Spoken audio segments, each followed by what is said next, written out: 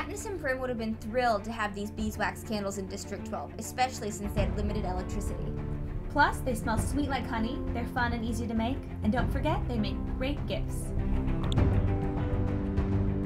So, tonight for our Hunger Games craft, we are making beeswax candles. So cool! It's so exciting, and especially since in District 12 they usually didn't have electricity at night, so they had to read and cook and do everything by candlelight. The first thing that you need is wax. We have beeswax here.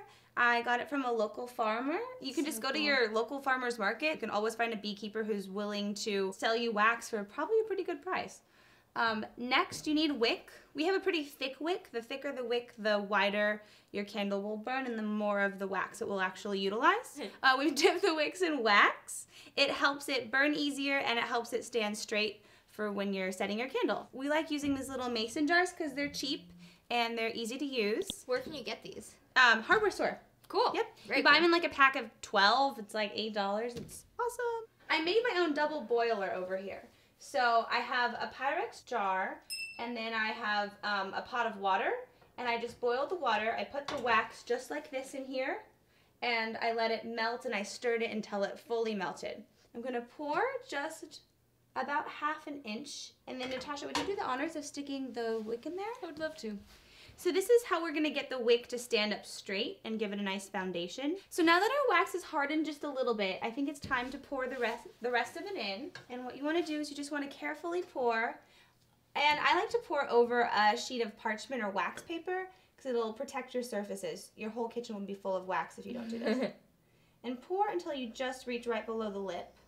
And then to stabilize it, I like using skewers. You can use chopsticks, you can use pencils, whatever you have around. So in about 30 seconds or so, I'll be able to let go of these skewers, let it sit in a cool place and let it dry.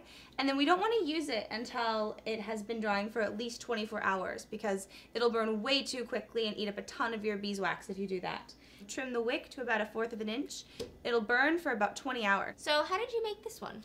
Well, I did a couple things. I got some twine from the hardware store, just tied it around a couple times, made a knot, and I made little name tags for everyone just using some cardstock and stamps so our guests will know where they're sitting and can take this as a gift home. So cute. So go and make your candles, and if you do, let us know how it turned out. Tweet or Facebook us a picture, and we'll put you in the running to get one of these awesome special edition commemorative Hunger Games pins. Click here for more information. So, what do you want to make next?